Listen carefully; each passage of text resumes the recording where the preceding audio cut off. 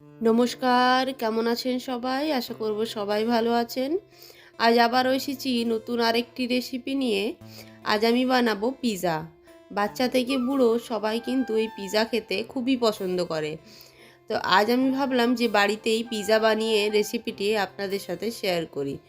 তো প্রথমেই দেখুন আমি পিৎজা বানানোর জন্য নিয়ে নিয়েছি খুবই অল্প পরিমাণে ময়দা, সাথে নিয়েছি টক দই প্রায় বড় চামচে 2 চামচের মতো, আর নিয়েছি হচ্ছে আন্দাজ মতো লবণ, আর নিয়েছি বেকিং সোডা। এখন ভালো করে ময়দাটা একটা ছোট্ট ডো বানিয়ে নিলাম, মানে আমি যতটা আর কি আন্দাজে নিয়েছি, আপনারা যতটা বানাবেন অতটাই আন্দাজ করে নেবেন। আমি একটা পিৎজা বানাবো যার জন্য একটার আন্দাজে আর কি নিয়েছি সমস্ত কিছু। ভালো করে ডোটা বানিয়ে নিয়েছি, তারপরে একটু তেল দিয়ে ভালো করে ময়দার ডোটা তেল মাখিয়ে ঢাকা দিয়ে কিছুক্ষণের জন্য রেস্টে রেখে দিয়েছিলাম। তারপরে হচ্ছে আমি এখানে যে সবজিগুলো নিয়েছি সেগুলো আর কি আপনাদেরকে একবার দেখিয়ে দিলাম। এখানে আমার কিছুক্ষণ ময়দার ডোটা রেস্ট দেওয়ার পর এখন আমি একটা মানে যে আর কি বানাবো যে জিনিসটাতে, ওটার ওপরে একটুখানি সাদা তেল মাখিয়ে নিয়েছি। তারপরে ময়দার ডোটা দিয়ে ভালো করে আর কি চারিদিকটা সমানভাবে মেলে নিয়েছি, একটা রুটির আকারে, যেমন পিৎজার আর কি রুটিগুলো হয় সেরকমভাবে মেলে নিয়েছি। তারপরে একটা কাঁটা চামচ দিয়ে রুটিটা হালকা একটু ফুটো ফুটো করে নিয়েছি যাতে ভালোভাবে আর কি তৈরি হয় পিৎজাটা। তারপরে ওপর থেকে দিয়ে দিচ্ছি পিৎজা পাস্তা সস। তো এটা ভালোভাবে পিৎজা সসটা ভালোভাবে চারিপাশ লাগিয়ে এখন আমি যে সবজিগুলো দেব সেগুলো এক এক করে খুব সুন্দরভাবে সাজিয়ে নেব। আপনারা নিজের মনের মতো করে সাজাতে পারেন, যে যেরকম আর কি দিয়ে আর কি সাজাতে পারেন। আমি এখানে ক্যাপসিকাম, পেঁয়াজ, কর্ন মানে আর কি যে দিচ্ছি সব আস্তে আস্তে সব কিছু দিয়ে ভালোভাবে পিৎজাটা প্রথমে সাজিয়ে নিচ্ছি।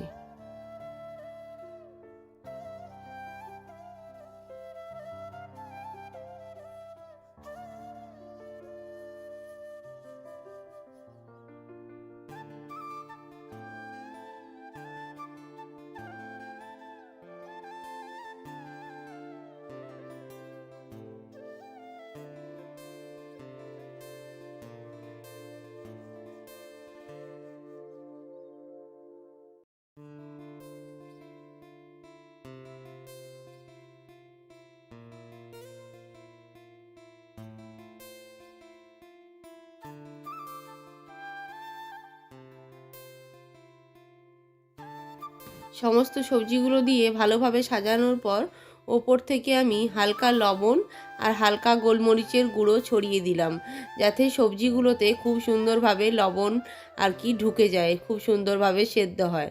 তারপর আমি ওপর থেকে দিয়ে দিচ্ছি চিজ। এখানে দেখুন আমি খুব সুন্দরভাবে চারিপাশে ওপর থেকে চিজটা আর কি গ্রেট করে দিয়ে দিচ্ছি, যাতে চারিদিকে আর কি চিজটা হয়ে যায়।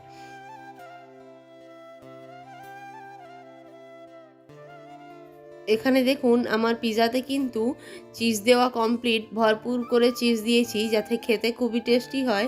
তারপরে ওপর থেকে দিয়ে দিলাম অরিগ্যানো, চারিপাশে ভালোভাবে অরিগ্যানো দিয়ে দিয়ে দিলাম চিলি ফ্লেক্স।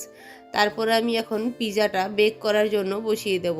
আমি কিন্তু পিৎজাটা কড়াইয়ের মধ্যে করব, যেহেতু আমার কাছে ওভেন নেই আর কি, তার জন্য আমি কড়াইয়ের মধ্যেই পিৎজাটা বানাবো। তো এখানে আমি কড়াইটা আগে থেকেই গরম করে রেখেছিলাম। এখন প্লেটটা বসিয়ে দিয়েছি পিৎজা সমেত। আঁচটা 5 মিনিট বাড়িয়ে ঢাকনা দিয়ে দিয়েছি। 5 মিনিট পর আঁচটা কমিয়ে দেব। এখন হচ্ছে এই পর্যায়ে আছে পিৎজাটা।